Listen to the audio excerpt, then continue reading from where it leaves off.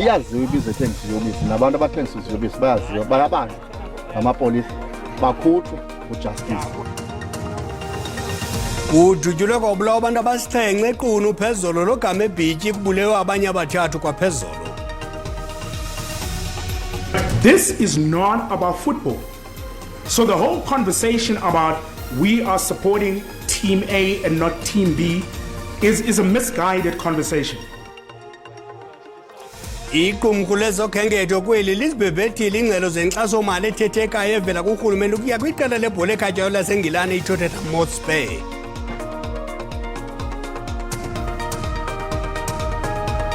Yakhona amathuba ukuba ke ningawuphumelela lo mdlalo ngokuba ke inabadlali abanamava oSipho Sihle Stermani, oSipho Sihle Mtule nabo ke osapho lethu Eliphu. Iqela lasempuma koloni amaVarara FC lishaza intambo kwi-ABC Municipal League.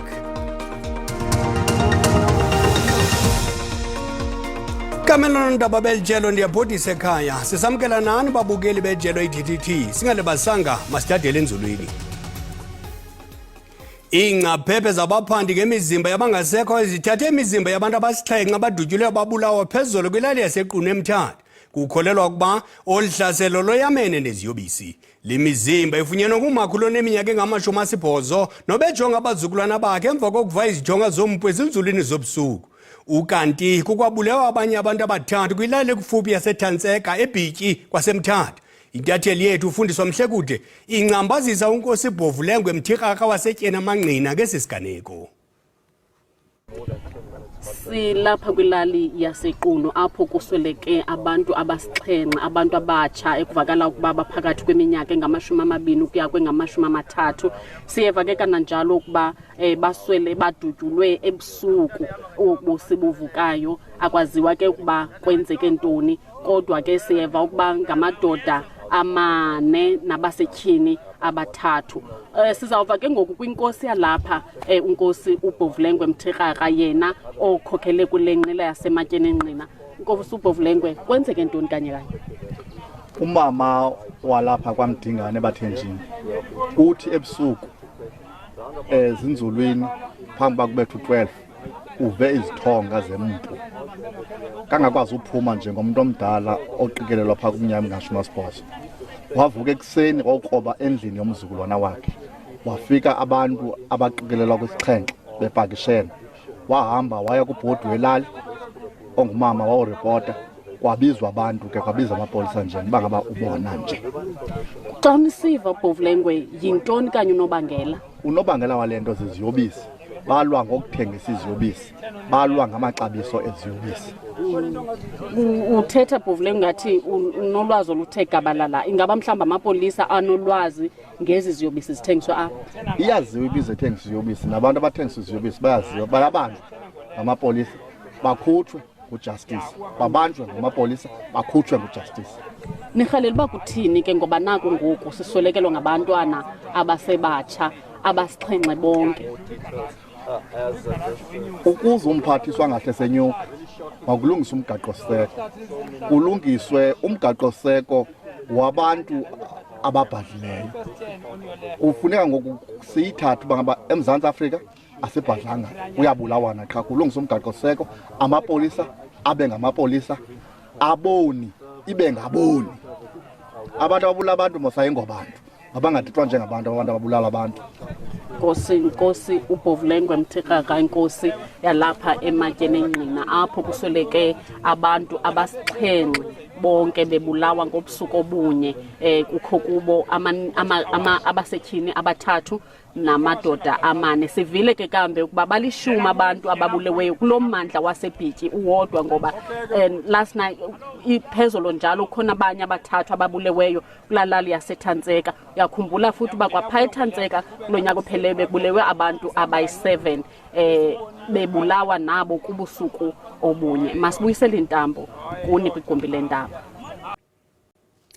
Emva kokuba i-ANC ibibambe elirhutla, urhulumente uzeke emzekweni ngokubamba indibano kwindawo yendwendwe yobongameli ePitoli ngelokushuku kule yona miba ingundoqo kurhulumente kulo nyaka. Ezingxoxo zisekelwe kwimiba ebishukuxwa kwilirhudla ye-ANC edlulileyo nequka ingxaki ezamandla kweli. Masicaphule umphathiswa kwiofisi yobongameli umnumzana Mondli Gungubele ethetha ngeli gqugula likarhulumente. Njengoba lo rhulumente kaTata Ramaphosa waqala ngo-2019 unomgomo owathatha izigqibo uba uzawuqhuba ngenjongo zokuba xa uthe lo mgomo waqhutywa uza kuhlaziya isimo okanye uphuhlise uluntu. Zininzi ke into ezikhoyo apho, ukulwa indlala, phuhliso, uqoqosho, imisebenzi, amaziko okufundela ukuthi ulutsha lufikele kuzo zonke ezo ndawo. Qho unyaka nonyaka iqumrhu le cabinet liyahlangana liqwalasela uba siqhube kanjani nakuloo nto. Silapha ke ngoku uba sikunyaka wokugqibela wale term eqale ngo-2019 ngoba urhulumente unika iminyaka emihlanu. Silapha ke ngoku uzoqwalasela ukuba njengoba sijongene nengxaki yombane esicinezele entanyeni, sijongene nabo iqoqosho alusebenzi kakuhle ngenxa yamazwe onke, sizokujonga into yokubana koku sesikwenzile ngcebiso zini esizifumanayo ukuba singasebenza kanjani ukuba kulo nyaka abantu abangenamanzi bakhawuleze bawafumane, abantu abangenandawo yowendle bakhawuleze baye kuyo. Noko inani labantu bafumana imisebenzi libe ngathi liyenyuka, noqoqosho libe ngathi luthatha amagxathu aphezulu. Sizokuqwalasela ezo zinto ke apha. Ukanti ingcali zamandla, amatshantliziyo namaqela ezopolitiko aphikisayo zisaqhubeka nokuvakalisa inkxalabo ngokumiliselwa kwemo yentlekele ngakumba wezamandla kweli nokhokelela kwicimicimi wombane ngelithi oku kuza kuvulela urhwaphilizo. Ukuze emva kokuiqela le-ANC linike umkhombandlela kurhulumente yokuba amilisele imo yentlekele ngakwingxaki yakwa-Eskom. Ingcali ezamandla uTed Blom uthi urhulumente kuza kufuneka abeke imiqathango yezomthetho engqingqwa ngendlela eza kusebenza ngayo le mo yentlekele ukunqanda abo baneminwe emide. There was talk about the declaration of a national state of disaster, like what we did when we faced COVID-19. Lowo ngumongameli we-ANC umnumzana Cyril Ramaphosa evakalisa isigqibo sesigqeba esiphezulu seliqela esithatyathwe kwintlanganiso elirhutla kule mpelaveki siphuma kuyo. I-ANC ithi makumiliselwe imo yentlekele ukukhawulelana neengxaki ezambethe iqumrhu lakwa-Eskom nezikhonondele ekubeni eli lijongane nocimicimi wombane umhla nezolo. Awuqini umnqwazi ke kwingcali zamandla ngokumiselwa kwemo yentlekele kweli qumrhu lakwa-Eskom ngelithi oku kuza kuvulela ithuba amaxhwili nezandawana njengoko kwenzeka ngethuba le-COVID-19. There's a whole host of issues that need to be considered in the scoping of the regulations for the state of disaster. It also maybe needs to have Eskom delegated to a task force that is empowered or mandated to take all the necessary steps, and also just to make sure that there isn't corruption that's taking place, so that we can hold somebody accountable, other than when the state of emergency for the COVID was announced. Loka Blom uthi ingxaki kacimicimi wombane ingaphela kweli kwiintsuku nje ezingama-90 xa ngabe kungayimpumelelo ukumiselwa kwemo yentlekelo kwa-Eskom. In terms of bringing in additional generating capacity on an emergency basis for not longer than 3 years, it certainly should be inside the scope of the regulations for the state of disaster.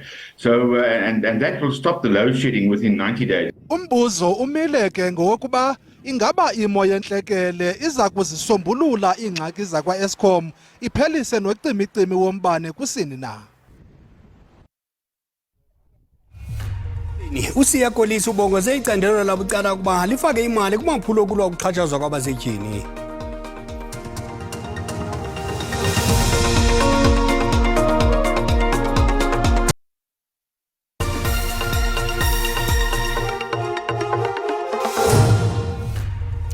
Sinamkela kwakhona kwiindaba zelijelo uyakwazi ukubukela ezindaba kwakhona kwijelo le-YouTube uthi SABC Iindaba zesiXhosa. Kwinqaku lokuqala sithe ingcaphephe zabaphandi ngemizimba yabangasekhoyo zithathe imizimba yabantu abasixhenxe abadutyuleyo babulawo phezulu kwilali yaseQunu eMthatha. Ukholelwa ukuba olu hlaselo loyamene neziyobisi. ukanti kwabulewa abantu abathathu kwilali ekufuphi yaseThantseka eBhityi kwaseMthatha. Akukabikho bantu babanjwe ngokudutyulwa ukubulawa abantu abane kwihosteli yamadoda kwaMashu eThekwini. Ixhoba lesine liswelekele ekliniki yale ngingqi. Abaziboneleyo kunye namapolisa bathi kufika amadoda angama-20 exhobefa amacala adubulosela abantu ebebehleli egumbini. Esi sehlo senzeke ilanga lihlaba umhlaba izolo. Intatheli yethu uVusi Khumalo kunye nosokhamera uJapan Mathebula balapho ukusiphathela inkcukacha ezithe vetshe.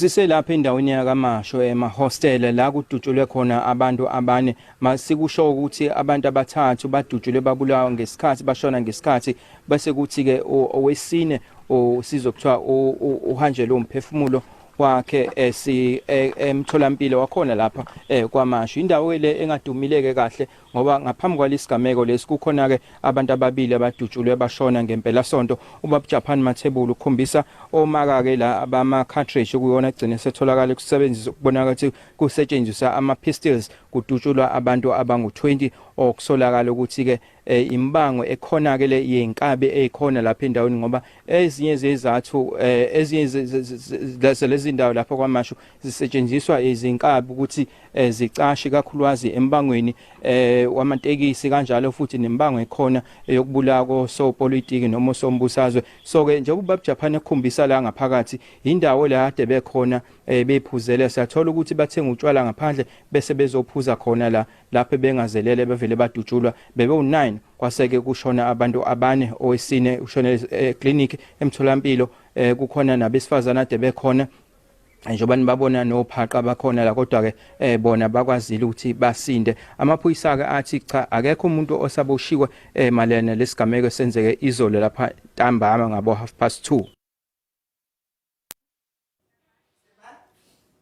Ukanti abantu baphefumlile ngenkxaso-mali ethetheka evela kurhulumente ukuya kwiqela lebhola ekhatywayo laseNgilane iTottenham Hotspur kwiqonga lethu leWhatsApp. Andothuka nganto ngalonto ngoba kaloku abantu bakurhulumente bagade nje ingcoba zabo benzela into batye bathi sebephumile ezikhundleni bazokwazi ukuze babe besaxhamla nabo nasizulwana sabo. Hayi le 1 billion imsasazi ibinokwenza izinto ezininzi kweli lizwe. Akho mbane kulungiswe igenerator ehlathwa zimoshakele silungiselelwe amanzi. Akho nto indicaphukisa njengalento ndiyivayo. Kanti lo rhulumente wethu unjani? Ufuna kanye thina singabantu base-South Africa sive njani ngalento ayenzayo? Okokuba le nto inobunyani lo nyaka uzayo makasuke lo rhulumente. Andisapoti leyo ndaba leyo, andisapoti nix because apha eMzantsi zininzi izinto zininzi sidibana nazo lapha sifanele uthini siyazilungisa. Leyo mali leyo ingalungisa into zininzi, abantu baninzi abasebenzi apha eMzantsi. UMzantsi Afrika kuthiwa xa i-load shedding kangaka yintswelangqesho kwenye icala kusekho imali ethathwayo yonikwa amanye amazwe asehluthi. ISouth Africa phambi ngo-2030 izabe ifana namanye amazwe ngabamelwane bethu ozini kanje. ISouth Africa andiyazi uba ifuna ntoni kahle ISouth Africa uba ingathi ithatha imali engaka ise kwinto yebhola ekubeni sinengxaki kacimicimi kweli lizwe. Ebunyanisweni andiyazi South Africa uba ifuna ntoni, ininzi kakhulu into ibinokwenziwa ngalaa mali.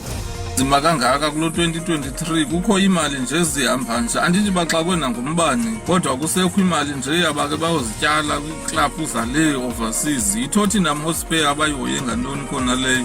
Abezawuthatha i-1 billion rand bayosponsa ngayo phesheya amazwe atyebileyo sibe sine-low shedding kacimicimi apha. Kutheni bangakhi esinye isitishi sombane ezawuthi sincedisane nezi zitishi zezikorokoro sinazo? Yo, hayi msasi ndincamile ngoku mna ndibeke into ngaphantsi kurhulumente wethu. Ungathi ngapha sithwaxwa indlala, zinkonzo azize ebantwini, sinengxaki kacimicimi yombane. Bekutheni ke ungenani kusike kuthathwe le mali ihambe yofakwa phaa kwa-Eskom? Umba wokulwa udusho olusekelezelwe kwisini usondele kakhulu kwinhliziyo yalowo uyikapteni yamabhokobhoko uSiya Kolisi. uKolisi besegqibeka kwidolophu yakhe yokuzalwa kwaye ubongeze icandelo labucala kuba lifake imali kumaphulo okulwa ukuxhatshazwa kwabasetyhini nabantwana. uSiyamthanda Kolisi wazisa ithemba kuluntu lwakwilokisha sezwide. lukaKolisi ube nenhlahla waphumelela ebomini waphinda wafezekisa amaphupho wakhe. Sithetha nje ukuphulo lokukhuthaza ulutsha nabadlali bombhoxo abasakhasayo. Sizamadoda azokwazi uthetha sincokole izinto esifuna ngazo and then into ebalulekileyo sikwazi u-unlearn izinto sisifundileyo and siyazi lokishini into esisifundayo apha ekunyanzeleke si-address sithethe ngazo nje phambili. Usiya Kolisi wakhulela kwilokishi yaseZwide kwaye ngoku ufuna ukudalela amathuba ulutsha lwalwengingqi baphume kwintsokolo. There were 3 of us that were taken at the time to go to our school. I was definitely not one of the best. There were other kids who were better than me. It's just that I was the right place at the right time. And now we get taken away, we're going to go put it and we go make it, and then we enrich the township, but we also get better opportunities. So what we're saying is that now you're taking the best out of the township and putting it somewhere else. But here where the other kids can look up to us and see us. Iva kamnandi, xa sibona into bangaba iziqhamo zokusebenza nzima namhlanje zifezekisekile. Loo nto leyo iyawuthini kumdlana kwabanye abantwana abancinci kwenzela into yoba babe nenxaxheba abayidlalayo kwisport. Inkqubo eshicilelweyo ngobomi bakhe nenesihloko esithi Rise the Story of Siya Kolisi iza kuphuma kumabonakude ngomhla we-26 kaFebruwari. Ndinguzolani Moya weendaba ze-SABC ndiseGqeberha kwiphondo leMpuma Koloni. Kwezemidlalo iqela laseMpuma Koloni amaVarara FC lishaza intambo ku-ABC Municipal League emva kokutyatyusha amanye amaqela kwimidlalo yokuzibekela indawo kwindebe iNedbank Cup ngokwendleleni yeliqela eyaphambili kuxabe iTS Galaxy. La maqela aza kunquzulana kwiveki ezayo. AmaVarara FC asekwa ngo-1988 ukusiphula nengcambu umthengane wamakhwenkwe asematyabomvu nasentsaseleni ayengasahambelani. Abafana ke benza lento yokuthiwa iqembu apho lalidlalela khona iinkomo neegusha amacala egusha itournaments. Ke ngoku badicide ke ngo-2014 ungena kwi-league. Ukusuka apho akakhange besajonga emva evuthulula kwanto ephambi kwawo aya kuchopha enkcochoyini ye-ABC Municipal League. Kuyavuyisa kwaye kuzisa nemincili ukubona ke iqela lalapha eMpuma Koloni, iqela la amaVarara Football Club lizothatha inxaxheba kwimidlalo ke yetumente yeNedbank Cup. Eli thuba ke lifika ixesha elihle for amaVarara ngoba ke liqela elenza kakuhle kakhulu apho kwimidlalo ke ABC Municipal League walapha eMpuma Koloni kuba ke selidlale imidlalo eli-19 laqokelela imanqaku amashumi ke anesibini. Umakhwekhwetha wentatheli yezemidlalo uSiyabonga Gijana uyanqwala kwithuba lamaVarara xa ezama ityeli lesibini kwiNedbank Cup. Yakhona amathuba ukuba ke lingawuphumelela lo mdlalo ngokuba ke inabadlali abanamava oSipho Sihle Stermani, oSipho Sihle Mtule, nabo ke oSaphulethu Kelipu, nabo ke oKefiwe Siyoko. AmaVarara wona akoyiki udlala, azawufika adlale azipresente themselves. It's an opportunity for the young boys to go and play, express umuntu adlale kangangoko enako ukudlala. Umdlalo we-TS Galaxy namaVarara FC uza kudlalwa ngomhla we-12 kweyoMdumba uFebruwari ngolwamaRhanuga kwibala leVets University eRhawutini ngentsimbi yesithathu malanga. Kwiindaba ze-SABC ndinguJoe Manciya. Ngale ngongoma kanye mabandla sekhaya siziqoshelisile zasemini nje kwijelo le-SABC 1 siyabuya kwakhona ngentsimbi yesi-7 makuthethi bumnyama kuvele kukhanya kube chosi kubehele ukanti kwijelo le-DDT sisahleli siyabuya nje emva kwekhefu.